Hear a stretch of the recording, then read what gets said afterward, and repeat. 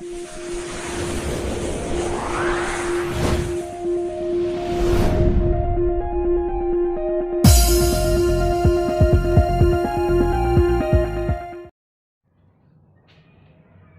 Morning बच्चों।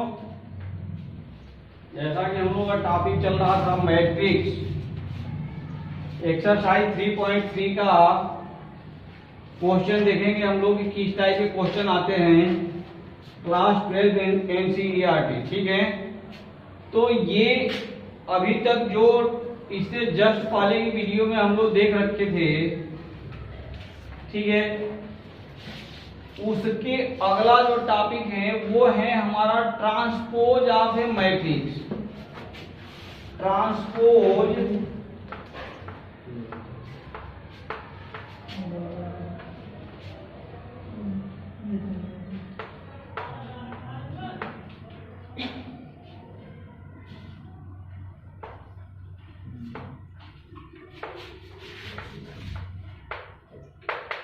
Transpose of a matrix. तो ये ट्रांसपोज ऑफ ए मैट्रिक्स यदि हम देखना चाहें, यानी परिवर्त, ट्रांसपोज मीन्स होता है परिवर्त। ट्रांसपोज ऑफ ए मैट्रिक्स यदि हम देखना चाहें तो इसका मतलब होता है परिवर्त ऑफ डी। ठीक है, जैसा कि हम लोग मैट्रिक्स जो लिखते हैं उसमें दो चीज होते हैं, यानी प्लेस ऑफ एलिमेंट डिफाइन दो ऑब्जेक्ट के तहत हम लोग करते हैं। ठीक है, वो ऑब्जेक्ट कौन कौन से होते हैं? Number first row and number of second column. तो ये परिवर्त यानी ट्रांसपोज यदि देखना है ना, तो ये वेरी सिंपल कहानी है, यानी रो को हम कॉलम में और कॉलम को रो में कन्वर्ट कर दें। If we convert row to column and column to row, then your resultant matrix will be transpose of given matrix। ठीक है, यानी हमने जो कहा वो कहा कि फॉर एग्जाम्पल में हम ले लें कि इफ a इक्वल टू, हमने ले लिया a11 a12 b21 b22।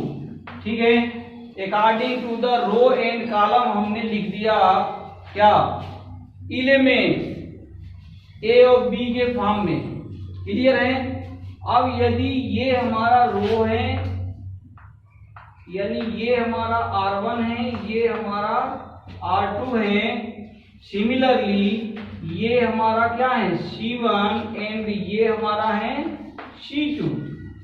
तो इस तरह से रो को कॉलम में और कॉलम को रो में, if we change row to column and column into row, then the resultant matrix will be transpose of matrix A, and transpose of matrix A will be also denoted by A dash या RAT, small T लिख देते हैं। A transpose को हम ए dash लिख सकते हैं, और ए के पावर स्मॉल टी भी लिख सकते हैं। यदि ये डैश लिखा है, ठीक है, तो भी वो ए ट्रांसपोज पूछ रहा है, और A to the power small T लिख दिया गया है, it means the transpose of A ही पूछ रहा है। क्लियर है? दोनों चीज से डिनोट किया जा सकता है, इसलिए कहीं क्वेश्चन में डैश और टी लिखा हो तो डिस्टर्ब होने की जरूरत नहीं है। क्लियर है? अब हम इसे इसका ट्रांसपोज करके देखते हैं। तो ये यदि हम ट्रांसपोज करें तो हमने बोला जे रो को कॉलम में, यानी ये जो हमारा रो है हम इसको किस में लिख दें, कॉलम में लिख दें, यानी A11 A12, यहाँ क्या आ जाएगा B21 एंड B22। तो ये हमारा transpose of a matrix find out हो चुका है। क्लियर है? कोई दिक्कत हो तो इसको और ज्यादा हम एक्सप्लेन करने की कोशिश करें। ये वेरी सिंपल है, कोई दिक्कत नहीं है। रो को हम 2 रो या 3 रो यदि हैं तो इन तीनों रो को क्या करेंगे, कंप्लीटली तीनों रो को, यदि 2 रो हैं तो 2 को, या 3 रो हैं तो तीनों रो को कंप्लीटली उठाएंगे और किसमें लिख देंगे, कॉलम में कन्वर्ट कर देंगे। That is your transpose of matrix. Clear है? नाउ अब हम देखें इसके आगे some properties of transpose of matrix, कि ये जो ट्रांसपोज हम कर रहे हैं इसके कुछ गुण भी होते हैं। ठीक है, तो वो हम नेक्स्ट देखें। नेक्स्ट टॉपिक हमारा है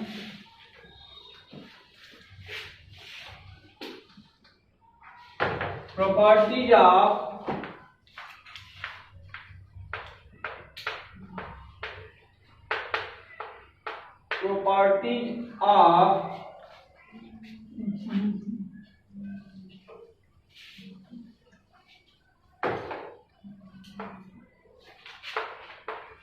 ट्रांसपोज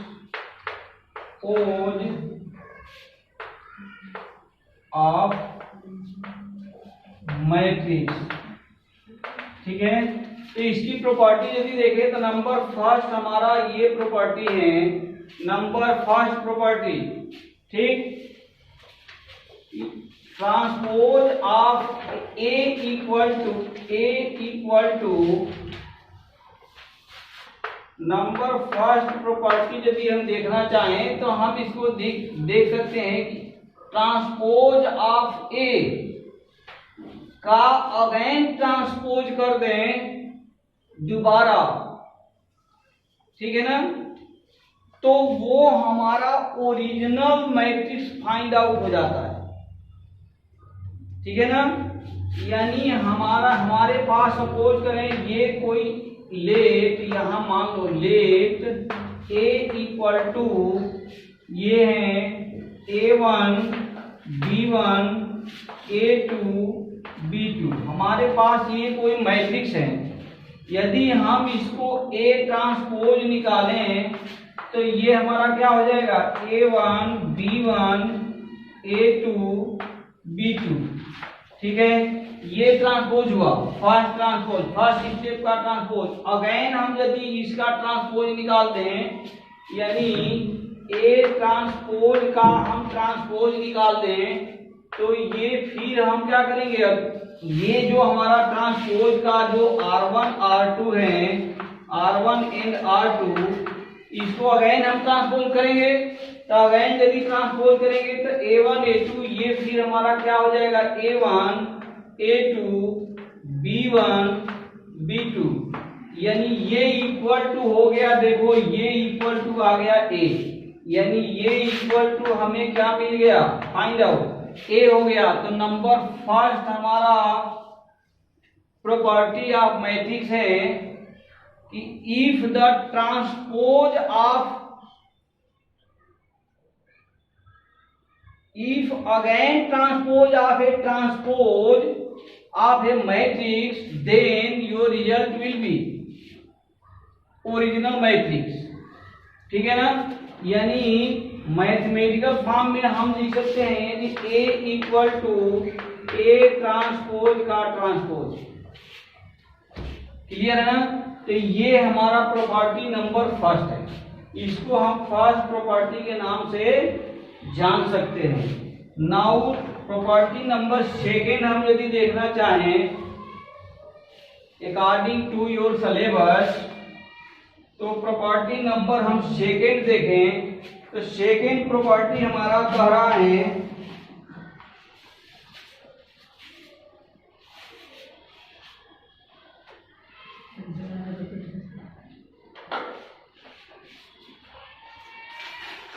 सेकेंड प्रॉपर्टी कह रहा है, प्रॉपर्टी नंबर सेकेंड कि k इंटू ए का transpose is equal to k into transpose of A. ये क्या है प्रॉपर्टी नंबर सेकेंड? ये प्रॉपर्टी नंबर सेकेंड कह रहा है कि के ए यानी कोई अचर यदि हम मल्टीप्लाई कर रहे हैं किसमें, इन ए मैट्रिक्स ए, और उसका ट्रांसपोज यदि करें तो वो इक्वल टू हो जाएगा transpose of a matrix into के। क्लियर है? लाइक एज हम यहां देखना चाहें तो यहां लिख सकते हैं कि इफ ए इक्वल टू 2 3 4 5, ठीक है, एंड हेंस हम k इंटू ए लिखना चाहें तो ये हमारा हो गया 2k 3k 4k and 5k, ठीक है। अगेन हम इसका ट्रांसपोज करें यानी ट्रांसपोज ऑफ k इंटू ए करें तो ये हम यहां से यदि देखना चाहें तो k a का ट्रांसपोज यदि हम करें तो ये हमें फाइंड आउट क्या हो गया, 2k 3k 4k and 5k। Clear है? अब हम यदि देखना चाहते हैं यहां से ये इक्वल हो रहा है कि नहीं इसका, तो ये यदि देखना चाहें तो हम लिख सकते हैं k into A transpose equal to k into transpose of A यानी 2 3 4 एंड 5, ये इक्वल टू होगा 2k 4k 3k and 5k। तो इस तरह से हम देखें, क्या देख लिए कि k a का ट्रांसपोज यानी transpose of k into A equal to है किसके, k into transpose of A के, ठीक है। दोनों का जो बोलने का तरीका है या करने का सॉल्व करने का तरीका है, दोनों में डिफरेंस है। ये हमारा जो है वो k इंटू ए का ट्रांसपोज है यानी ट्रांसपोज ऑफ k इंटू ए है, और ये हमारा क्या है, k इंटू ट्रांसपोज ऑफ ए है। दोनों हमारा ये क्या आ गया, इक्वल आ गया। तो हेंस ये हमारा क्या हो गया, प्रॉपर्टी नंबर सेकेंड। तो हमने प्रॉपर्टी नंबर सेकेंड भी क्या किया, अवलोकन किया, देखा। नाउ प्रॉपर्टी नंबर यदि हम थर्ड देखें,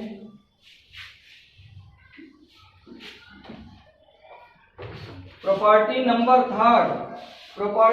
थर्ड हमारा कह रहा है क्या कि a plus property number third a plus B का transpose equal to a transpose plus b transpose. ये क्लियर है? ये कह रहा है कि दो अलग अलग यदि मैट्रिक्स है, if a is equal to a matrix and b equal to also a matrix, then the sum of A B transpose of sum of A B will be equal to sum of transpose A plus sum of transpose A and transpose B। यानी हमारे कहने का मतलब है कि यदि in your question A और B अलग अलग दो मैट्रिक्स दिया हुआ है तो दोनों मैट्रिक्स का सम करने के बाद जो ट्रांसपोज निकल के आएगा that result will be also equal to transpose of A plus transpose of B। यानी हम अलग अलग A और B का यदि ट्रांसपोज करने के बाद सम करें तो वो इसके इक्वल आ जाएगा। क्लियर है? तो ये है हमारा property number third. And hence यदि हम प्रॉपर्टी नंबर फोर्थ देखें क्या देखें, प्रॉपर्टी नंबर 4। तो प्रॉपर्टी नंबर 4 का रहा है कि transpose of A into B, transpose of A into B will be equal to transpose of B into transpose of A. ये याद करने की बात है, अभी तक जो हम लोग प्रॉपर्टी देख रहे थे that is the simplest way of sum और अचर मल्टीप्लिकेशन यानी कांस्टेंट मल्टीप्लिकेशन। वो सिंपलेस्ट फॉर्म है, वो इन जनरल होता है, सबको पता है। लेकिन यहां in product of if the product of two matrix transposed then ये transpose of A into transpose of B नहीं होता, ये याद रखने की चीज है, ठीक है ना। यानी यहां ए बी का ट्रांसपोज यदि हम करके देखना चाहें तो हम ये नहीं लिख सकते क्या कि ट्रांसपोज ऑफ यहां not equal to A transpose into B transpose, ये बात याद रखना है। यानी यहां हमारा सीक्वेंस क्या होता है, बदल जाएगा। क्लियर है ना। तो ये point, this is the most important point for the competition और coming examination point of view. ये प्रॉपर्टी यानी प्रॉपर्टी नंबर 4 ये महत्वपूर्ण है, क्योंकि एग्जाम में, कॉम्पिटिटिव एग्जाम में वो प्रॉपर्टी को यूज करके दे देगा क्या, ये इक्वल टू ये और इक्वल टू ये। तो ये ध्यान रखना कि यहां जो ट्रांसपोज का मल्टीप्लिकेशन इक्वल में जो देखते हैं वो क्या होता है, उलट जाता है, यानी सीक्वेंस चेंज हो जाता है। A transpose into B transpose नहीं होता, B transpose into A transpose होता है, ठीक। और ये यदि सिंपल माइंड से कोई देखे ये A into B, A transpose into B transpose और B transpose into A transpose, क्यों, इसमें अंतर क्या है, तो अंतर है क्योंकि लास्ट वीडियोज में, इससे जस्ट पहले वाले वीडियोज में जिसमें हम लोग मल्टीप्लिकेशन पढ़े थे, वहां हम लोग देखे थे कि दोनों का ऑर्डर जो फाइंड आउट होता है, यानी रिजल्ट का जो ऑर्डर फाइंड आउट होता है वो चेंज हो सकता है, चेंज हो जाता है, ठीक है ना। इसके साथ ही मल्टीप्लिकेशन के केस में जो ऑर्डर हम देखते हैं कि ए इंटू बी और बी इंटू ए पॉसिबल है कि नहीं, possibility of multiplication of given two matrix, वहां हम देखते हैं कि फर्स्ट का जे यानी फर्स्ट का कॉलम सेकेंड के रो के इक्वल है कि नहीं। यदि इक्वल है तभी मल्टीप्लिकेशन होता है, अदरवाइज मल्टीप्लिकेशन नहीं होता है। क्लियर है। तो ये हमारे 4 टाइप के क्या हुए, प्रॉपर्टीज हो गए। इस तरह से हम इन चारों टाइप के प्रॉपर्टीज के based on 4 type of properties हम क्वेश्चन देखेंगे इस एक्सरसाइज में, यानी एक्सरसाइज 3.3 में। नेक्स्ट जो चलेगा टॉपिक, वो हमारा टॉपिक होगा symmetric matrix and skew symmetric matrix. Symmetric matrix and skew symmetric matrix.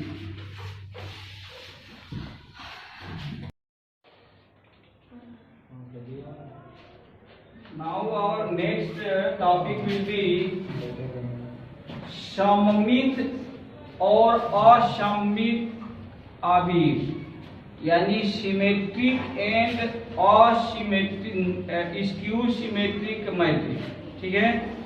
तो इसको हम देखेंगे। नंबर फर्स्ट है हमारा सिमेट्रिक।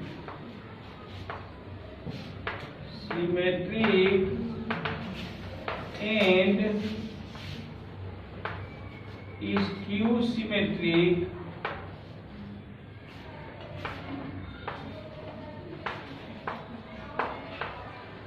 मैट्रिक्स। ठीक है, तो इसके तहत हम देखेंगे ये जो, जैसा कि हम लोग अभी सम प्रॉपर्टीज ऑफ मैट्रिक्स जो देख रहे थे, 4 टाइप के मैट्रिक्स का प्रॉपर्टी हम लोगों ने अभी देखा था, ठीक उसी के तहत ये एक टाइप ऑफ मैट्रिक्स है विद क्या, इट्स प्रॉपर्टी, अपनी प्रॉपर्टी के तहत। ये देखेंगे ये क्या है कहानी।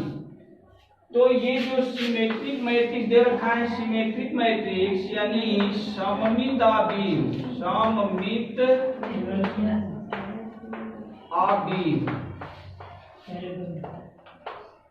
तो इसको यदि हम डिफाइन करना चाहें सममित आबीम को, तो ये वेरी सिंपल इसका डेफिनेशन है, यानी if A matrix have, if a matrix A have, if a matrix A have same element,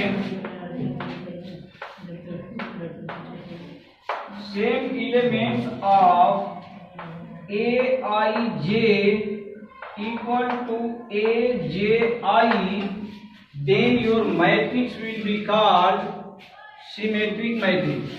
ठीक है, यानी किसी भी स्क्वायर मैट्रिक्स के तहत, if A square matrix, if A square matrix, square matrix A have same element of Aij is equal to Aj, then your matrix will be called symmetric matrix। ठीक है, and skew symmetric matrix यानी विषम सममित आबीम। तो विषम में यदि हम जाएंगे, स्क्यू सिमेट्रिक मैट्रिक्स की बात करें, तो वहां ये नहीं मिलेगा। क्या नहीं मिलेगा, यानी वहां के लिए skew symmetric matrix, for skew symmetric matrix,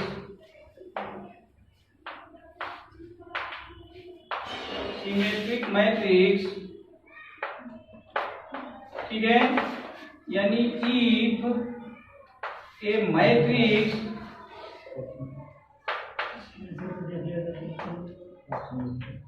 have क्या, if a matrix have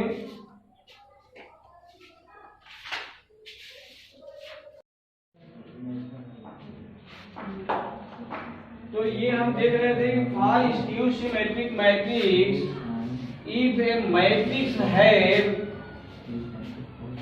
same element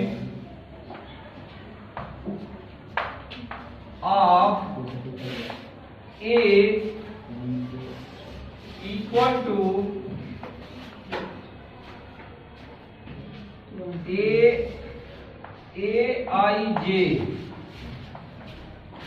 Aij equal to minus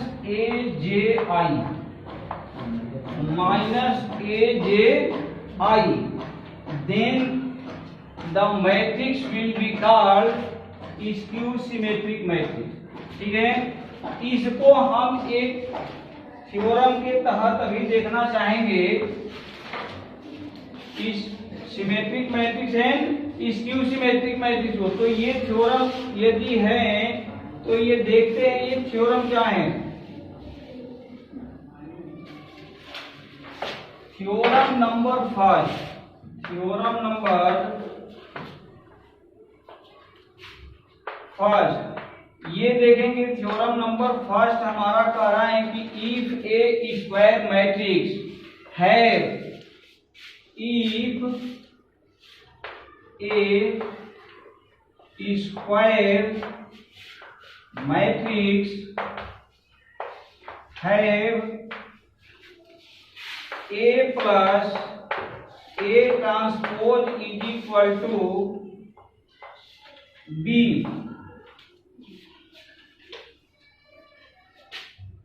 A plus A transpose is equal to B, then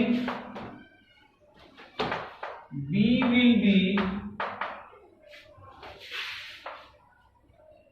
called symmetric matrix. Symmetric matrix, ठीक है। और इसको हम ये जो लिखा गया है ये A plus A transpose equal to B यदि आ रहा है, ठीक, तो ये हमारा मैट्रिक्स क्या हो जाएगा, और ये बराबर आ जा रहा है क्या, यही बराबर आ रहा है B डैश, यही इक्वल है हमारा B डैश के। तो ये मैट्रिक्स यानी ट्रांसपोज ऑफ B के, तो ये मैट्रिक्स हमारा क्या कहलाएगा, सिमेट्रिक मैट्रिक्स कहलाएगा, ठीक है। और ये यदि हमारा आ जाए,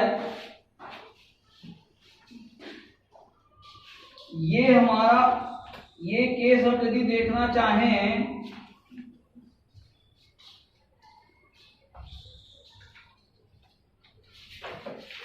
ये यदि अब हम देखना चाहें यहां से, यहां B लिख लें, यहां B लिखें और यहां लिख दे B डैश, ठीक है ना। तो ये जो हमारा कहानी है ये आ जाएगा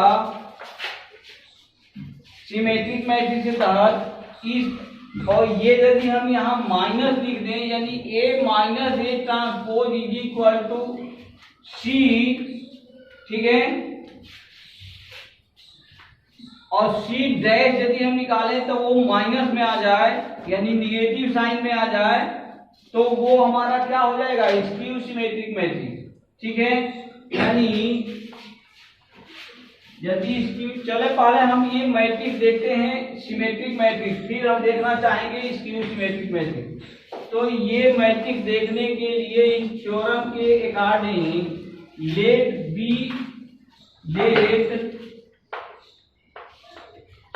B as a matrix which is equal to A plus A dash, यानी A ट्रांसपोज हमने मान लिया कि let B is a matrix which is equal to A plus A transpose, हमने ये माना, ठीक है।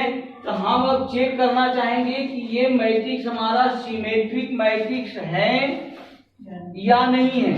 तो सिमेट्रिक मैट्रिक्स के लिए हम इससे क्या प्रूव करना चाहेंगे, इससे हम प्रूव करना चाहेंगे इक्वल टू B ट्रांसपोज, हम इससे प्रूव करना चाहेंगे B ट्रांसपोज, यानी A equal to A transpose और B equal to B transpose यदि हमारा आ रहा है, इट मीन्स कि आवर मैट्रिक्स विल बी क्या होगा, सिमेट्रिक मैट्रिक्स होगा।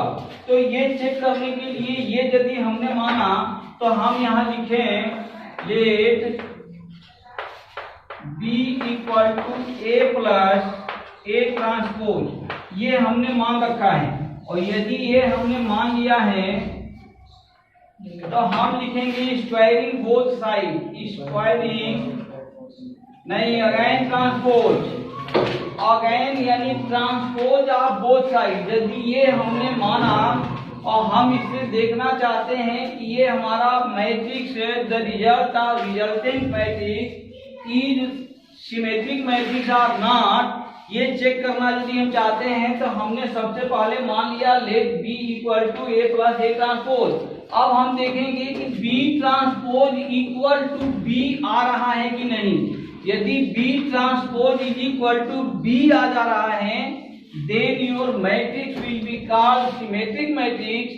Similarly, we prove that in the next, इसी का नेक्स्ट पार्ट ऑफ थ्योरम कि if B equal to A minus A transpose हम लेके चलेंगे और वहां से हम देखना चाहेंगे कि B transpose is equal to minus B और B equal to minus B transpose, then your matrix will be called skew symmetric matrix. ठीक है, तो हम जो करने जा रहे हैं ये हम अभी बोले, उसी को हम अब देखेंगे। तो ये हमने सबसे पहले मान लिया कि A B is a matrix which is equal to A plus A transpose, यानी हमारे पास सपोज करें इन द क्वेश्चन फॉर्म हम देखना चाहें तो वो हमारे क्वेश्चन में A equal to a matrix दिया होगा।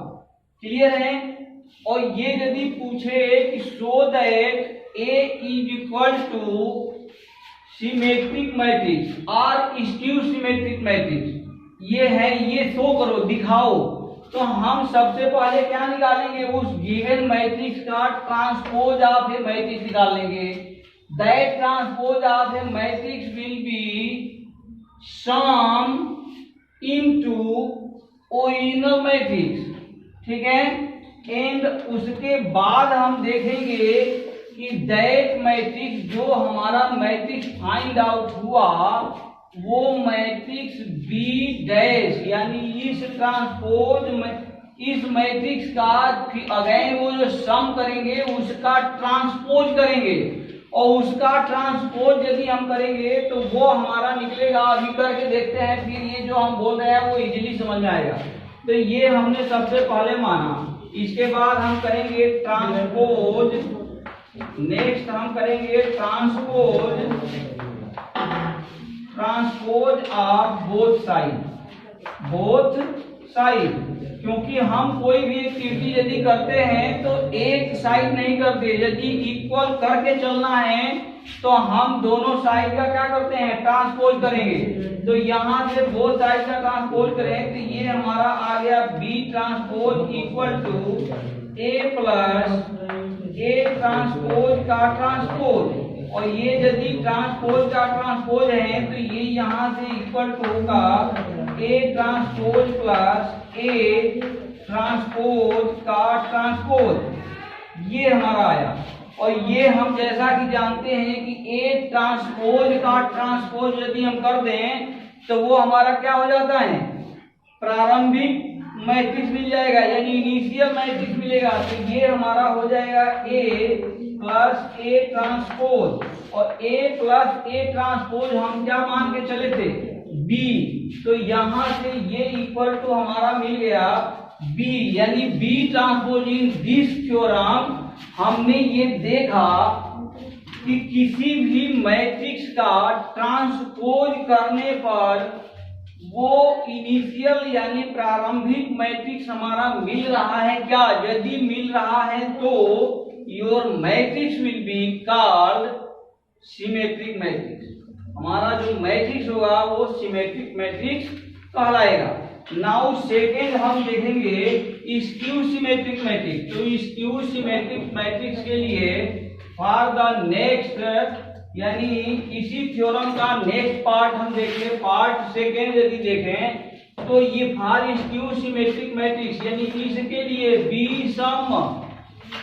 विषम सममित फलन, ये हम देखना चाहेंगे। स्क्यू सिमेट्रिक मैट्रिक्स सिमेट्रिक तो होगा लेकिन स्क्यू शब्द लगा है, इट मीन्स कि साइन हमारा ईच एलिमेंट का साइन क्या हो जाएगा? विषम हो जाएगा, यानी जो विषम स्थान पर साइन है वो चेंज्ड मिलेगा। किस स्थान पर? विषम स्थान पर जो विषम होगा। विषम स्थान मीन्स क्या? स्थान कौन निर्धारित करता है?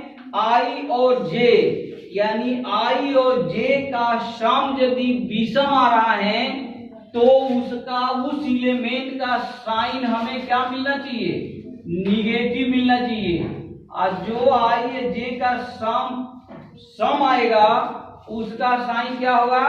पॉजिटिव ही रहेगा। ठीक है, तो इसके अनुसार यदि हम स्क्यू सिमेट्रिक मैट्रिक्स चेक करना चाहते हैं तो हम मानेंगे कि लेट बी सी, चलो सी मान ले, C is a matrix which is equal to A minus A transpose. हमने मान लिया एक मैट्रिक्स सी है जो कि इक्वल है किसके, ए माइनस ए ट्रांसपोज के। अगेन नेक्स्ट स्टेप में हम करेंगे transpose of both side, transpose of both side, transpose of both side यदि हम करें तो हमारा ये क्या हो जाएगा, C dash is equal to A dash, C transpose is equal to A transpose minus A transpose का ट्रांसपोज, ए ट्रांसपोज का ट्रांसपोज। तो जैसा कि अभी इससे जस्ट पहले में हम लोगों ने देखा कि किसी भी मैट्रिक्स का ट्रांसपोज कर देते हैं तो हमारा क्या हो जाता है, ओरिजिनल हो जाता है। तो उसके अनुसार ये हमारा मिल जाएगा ए ट्रांसपोज माइनस ए, और ए ट्रांसपोज माइनस ए हमारा जो सी की वैल्यू था वो क्या था, A plus A minus A transpose. यहाँ क्या है, ए ट्रांसपोज माइनस ए मिल रहा, तो हम क्या करें, यहाँ से यदि निगेटिव साइन ले लें तो ये हमारा हो जाएगा ए माइनस ए ट्रांसपोज, ये मिल जाएगा। और ए माइनस ए ट्रांसपोज हमारा किसके इक्वल है, सी के इक्वल है, तो यानी ये हो गया माइनस सी। तो इफ यानी इफ ए मैट्रिक्स सी है क्या, transpose equal to the minus of original matrix, then the matrix will be called skew symmetric matrix। ठीक है, तो इस तरह से ये जो मैट्रिक्स का टॉपिक था ये मैक्सिमम हम लोग क्या कर लिए, कवर कर लिए। नेक्स्ट टॉपिक यदि हम देखना चाहें तो according to your book syllabus तो है, लेकिन कहाँ है, 2-3 स्टेप जाने के बाद है, यानी 2-3 एक्सरसाइज आगे जाने के बाद है, जो कि सीक्वेंशियली पहले के सिलेबस के अकॉर्डिंग इसके जस्ट बाद ही होता था। ठीक, तो वो हम चाहेंगे कि उसी क्रम में हम देखते चलें, यानी अभी जो हम टॉपिक जस्ट अभी अटेम्प्ट करेंगे that topic will be find in your कहा 1 or 2 चैप्टर आगे, 1 या 2 चैप्टर के आगे हम उसको पढ़ेंगे। ठीक, लेकिन हम यहाँ टॉपिक को समझाने की कोशिश कर रहे हैं, तो यहाँ देखने का कोशिश करें, क्योंकि अभी तक जो भी थ्योरम हम लोग देखे हैं, ठीक है, उस थ्योरम के क्या है, ये मोस्ट इम्पॉर्टेंट एप्लीकेशन चलेगा। यानी अभी तक हम लोग जो थ्योरम देखते जा रहे हैं, प्रॉपर्टी देखते जा रहे हैं, उसका जो इम्पॉर्टेंट यूज होगा वो अब हम देखेंगे नेक्स्ट टॉपिक में। तो next topic will be cofactor.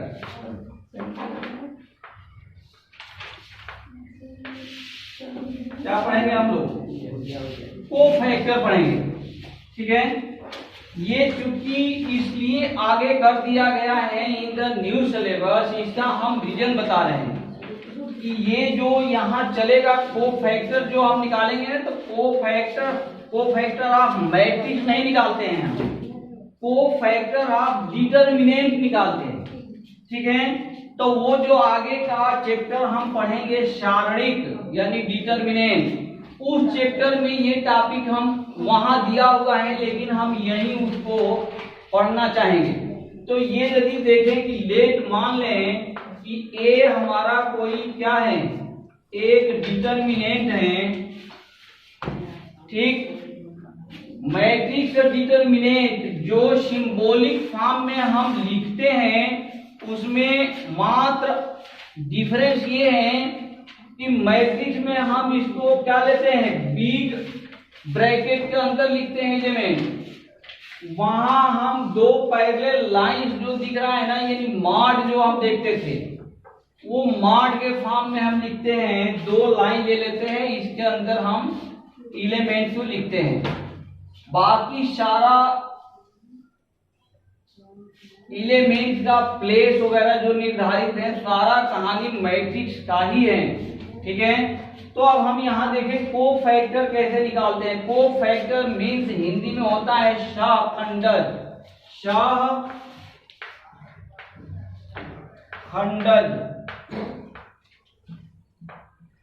तो ये हम शाहखंडज कैसे निकालते हैं ये देखना चाहें तो ये मान ले हमारा है A11, A12, A13, A21, A22, A23, A31, A32, A33, ये मान ले हमें ये दिया हुआ, ठीक है। तो हम इसका शाहखंडज यानी को फैक्टर कैसे निकालें। को फैक्टर निकालने के लिए हमारा जो को फैक्टर होगा वो को फैक्टर डिनोट किया जाता है A11, A12, A13, A21, A22, A23, A31, A32, A33, ठीक है। तो ये इस फॉर्म में लिखा गया रहता है, यानी यहाँ जो A11, A12 ये एलिमेंट नहीं है, ये क्या है, ये को फैक्टर है। ये हमारे क्या है, को फैक्टर है, यानी A11 के जो प्लेस पर हमारा एलिमेंट है उसका शाहखंडज यानी उसका को फैक्टर क्या है, ठीक, क्लियर है। को फैक्टर शाहखंडज, थोड़ा सा इसको समझने की कोशिश करते हैं कि शाहखंडज यानी को फैक्टर क्या है। को फैक्टर हम अलजेब्रा के टाइम में जो अलजेब्रिक की एक्सप्रेशन हम लिखते हैं तो उस अलजेब्रिक एक्सप्रेशन में हम को फैक्टर लिखते हैं ना, लिखते हैं, वहां भी को फैक्टर लिखते हैं। तो वहां को फैक्टर मीन्स क्या, यदि हमारा एक्सप्रेशन x के फॉर्म में है या y के फॉर्म में है या z के फॉर्म में इक्वेशन है तो x स्क्वायर या x क्यूब का को फैक्टर होता है, यानी उसमें जो गुणांक है वहां को फैक्टर को हम क्या बोलते हैं, गुणांक। यहां हम बोल रहे हैं शाहखंडज लेकिन वहां हम बोलते हैं गुणांक हिंदी में, ठीक है ना। तो वो जो एक्स स्क्वायर या एक्स क्यूब या एक्स में जो आगे प्रोडक्ट के फॉर्म में बैठा होता है दैट इज कॉल्ड को फैक्टर ऑफ दैट एलिमेंट, ठीक है ना। यहां हमारा जो को फैक्टर होगा वो निकालने के लिए हम क्या करेंगे, ये और ये पोर्शन को छोड़ेंगे, यानी हमारा कहने का मतलब ये है कि जिस रो का एलिमेंट है या जिस कॉलम का एलिमेंट है उसको छोड़ने के बाद जो भी एलिमेंट मिल रहा है that is the part of को फैक्टर, वो एक पार्ट है को फैक्टर का, कंप्लीट इक्वल टू नहीं है, वो कंप्लीट इक्वल टू हम बताएंगे वो क्या होगा, ठीक है ना। तो ये यहां यदि हम देखें तो ये हमारा है A11 यानी I is equal to first and J is equal to first. It means कि फर्स्ट रो फर्स्ट कॉलम को छोड़ने के बाद जो भी वैल्यू मिलेगा that is your cofactor, ठीक है। यानी यहां से यदि हम ये छोड़ दें तो A11 इक्वल टू लिखेंगे -1 टू दी पावर ये हो जाएगा I प्लस J, ठीक है। और यहाँ फिर यही A22, A23 and A32, A33, 50, ये हमारा बचा। तो ये होगा first row and first column का जो एलिमेंट है उसका कोफैक्टर ये होगा। ठीक है, तो इस तरह से इट मीन्स कि जो हमारा A11 की वैल्यू आएगा फर्स्ट के लिए, तो यहाँ यदि हम देखें तो 1 + 1 यानी 2, अब -1 के पावर यदि हम 2 लिखें दैट इज +1 = +1, यानी वो +1 हो गया। तो +1 1 से तो कोई लेना देना नहीं है, क्योंकि 1 से हम मल्टीप्लाई भी करते हैं तो वैल्यू में कोई चेंज नहीं मिलता, लेकिन उसका साइन जो आएगा वो हम टेकअप करेंगे। तो यहाँ जो साइन आया वो क्या आ गया, प्लस आ गया। अच्छे, इसके लिए एक और हम तरकीब बता रहे हैं। इस तरह से यदि याद करने के लिए इस तरह से यदि हम चलना चाहें तो फर्स्ट वाला पॉजिटिव होगा, सेकेंड वाला जो निकलेगा वो वैल्यू हमारा निगेटिव निकलेंगे, थर्ड वाला फिर पॉजिटिव, फोर्थ वाला negative, positive negative, positive negative and positive. तो इस तरह से हम वैल्यू ले लेंगे। ठीक, या इसको देखते हुए चले, 1 1 लिखा है तो सम हो गया, सम है तो पॉजिटिव आएगा। तो यहाँ से इसकी वैल्यू यदि हम लेना चाहें तो ये वैल्यू हम एक्चुअल वैल्यू ऐसे निकालते हैं। ठीक, यानी A22 में A33 से मल्टीप्लाई करेंगे, A22 × A33 minus A23 multiply by A32, और ये जो वैल्यू आया इसको हम पॉजिटिव लेंगे। ये जो हमारा फाइनली वैल्यू मिला that is the value of cofactor of A11। ठीक है, तो इसी तरह से हम हर एक एलिमेंट का, यानी हम फाइंड आउट करेंगे cofactor of each element like A12, A13, A21, A22, A23, A31, A32, A33, इन सभी का कोफैक्टर हम निकालेंगे। ठीक है, तो कोफैक्टर तो समझ में आया। वो कोफैक्टर को जो डिनोट करते हैं वो कैपिटल लेटर से डिनोट करते हैं विद द डिफाइंड प्लेसेस। ठीक, नाउ ये जो कोफैक्टर हमने लिखा, इसके बाद हम निकालते हैं एडजॉइंट ऑफ ए। क्या निकालते हैं? Adjoint of A, adjoint of A, ये निकालना है। तो ये जो लिखेंगे ना एडजॉइंट ऑफ ए, ये होता है ट्रांसपोज ऑफ कोफैक्टर। ये क्या होता है? एडजॉइंट ऑफ ए क्या होता है? Transpose of cofactor. यानी हम जो कोफैक्टर निकाले ये, इसका ट्रांसपोज फॉर्म यदि हम लिख दें तो वो एडजॉइंट ऑफ ए हो जाएगा। क्या हो जाएगा? यानी इसको अब हम लिखेंगे, यहां यदि लिखना चाहें तो यहां हमारा ये आ जाएगा किस रूप में? A11, A12, A13, A21, A22, A23, A31, A32, A33, तो इस फॉर्म में आ जाएगा। यानी इसके रो को कॉलम में और कॉलम को रो में कन्वर्ट कर दें, यही ट्रांसपोज में करते हैं ना। यानी हम रो और कॉलम को आपस में चेंज कर देते हैं, that is the process of transpose.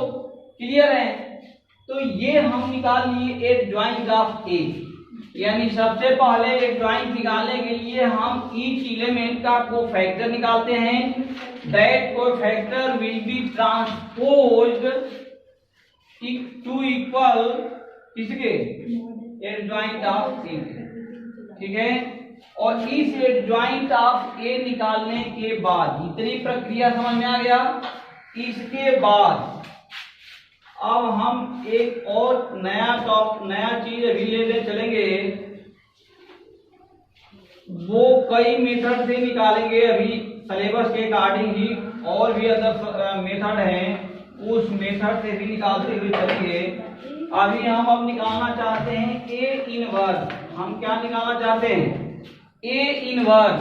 तो ये A inverse is equal to, हम इस प्रोसेस के तहत फार्मूला डायरेक्टली लिख रहे हैं, ये इक्वल टू हो जाता है adjoint of A divided by determinant, value of determinant.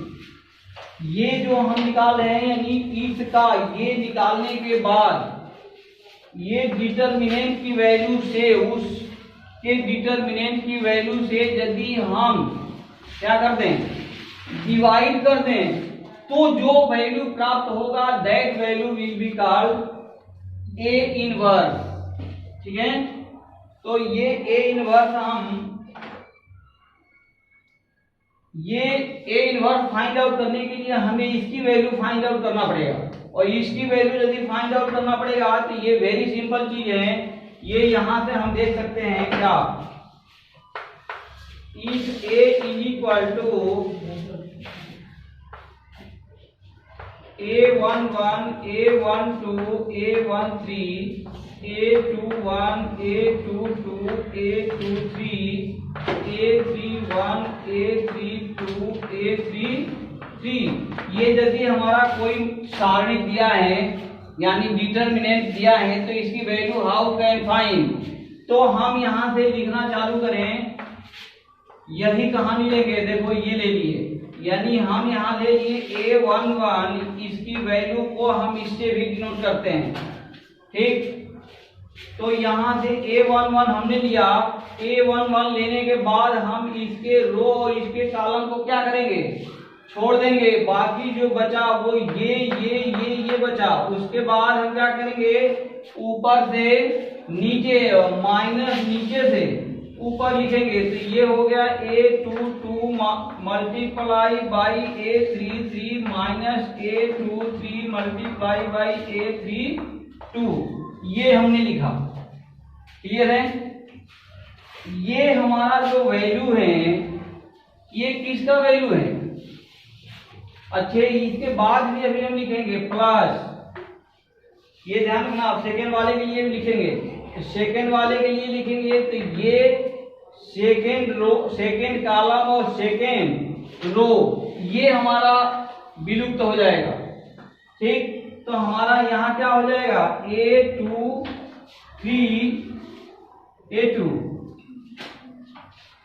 Second के लिए A12 ये छोड़ेंगे तो यहाँ ब्रैकेट में हमारा फिर क्या आएगा? ये आ जाएगा A21 multiply by A33 minus A23 multiply by A31, ये आ गया। ठीक, और फिर इसके बाद क्या लेंगे? इसके बाद लेंगे हम फिर ये प्लस लिए थे ना, इसको हम क्या लेंगे साइन? माइनस। फिर ये हमारा क्या हो जाएगा? प्लस, और यहाँ थर्ड के लिए थर्ड लिखेंगे, यानी A13 इन ब्रैकेट। अब इसको छोड़ेंगे और इसको छोड़ेंगे, छोड़ देंगे ना, तो यानी थर्ड कॉलम हो गया, फर्स्ट रो हो गया। ये फर्स्ट रो थर्ड कॉलम का एलिमेंट है, तो ये हम लिख देंगे यहाँ से, ये छोड़ दिए तो आ गया A21 multiply by A32 minus A22 multiply by A31, और ये जो वैल्यू फाइंड आउट होगा that is called value of determinant A. ठीक, इस वैल्यू से यदि हम जो कोफैक्टर निकाल के उसका एक ज्वाइंट निकाले, ठीक है, उसके ईच एलिमेंट में यदि इससे हम डिवाइड कर दें that is your A inverse. ठीक है, और इस तरह से ये टॉपिक अभी हम क्या करते हैं, यही रोकते हैं। नेक्स्ट वीडियोज में अगेन हम मैट्रिक्स का कुछ ऑपरेशनल प्रॉपर्टी पढ़ेंगे। यानी ऑपरेशनल प्रॉपर्टी के मतलब क्या, हम संख्या का कुछ गेमिंग कराएंगे, ठीक। और उस गेमिंग से हम देखेंगे कि क्या हमारे जो नया फाइंड आउट मैट्रिक्स मिलेगा उस मैट्रिक्स के और ओरिजिनल मैट्रिक्स में क्या क्या क्या रिलेशन क्या होगा, स्थापित होगा।